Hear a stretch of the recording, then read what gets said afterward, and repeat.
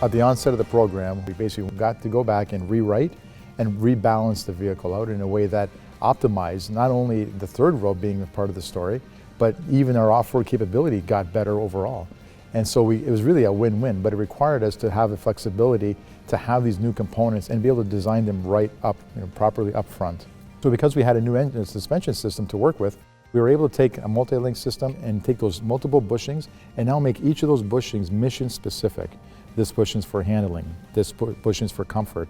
And we basically took that formula and we said, okay, this is how we're going to adjust, and everybody will have a mission in life. So with a multi-link system, you have that flexibility to do that. Bolting the axle to the engine allowed us a bunch of advantages. One of them, from an NVH perspective, is we were able to reduce the pass of noise through the body, through the cradles, through the body.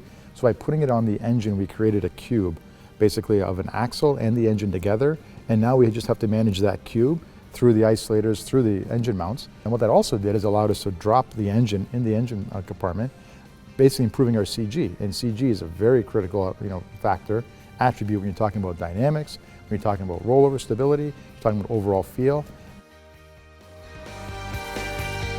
We spent a lot of time on fuel economy, right? We did a lot of lightweighting, a lot of aluminum parts in the car, a lot of high-strength steel, Gen 3 steel as well, all in the spirit of getting the car as light as possible. Even the fuel tank is a little smaller in this vehicle than it is in today's car because we just don't burn as much fuel.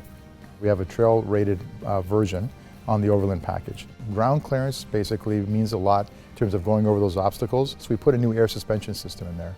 And that new air suspension system basically has more range in there, which means that we also need to accompany the suspension system to go with it. The suspension has more range in it as well, allowing us basically the tools so we can go and balance out ride and handling, but also off-roading. That helped us to achieve a very aggressive approach angle, departure, and breakover angle. So we can stay away from those obstacles. But if we do hit those obstacles, we have skid plates under the car to protect those critical parts as well.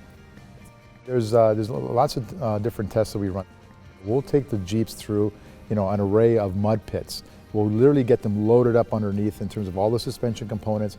So we're looking at all the components that have that weight on there. Will they sustain? Will the belly pans be pulled off or not? Water fording, same thing. We're able to increase water fording limit on this car by 4 inches. We'll take the car through 24 inches of water at 5 miles an hour. And again, we're looking for components and how they're performing.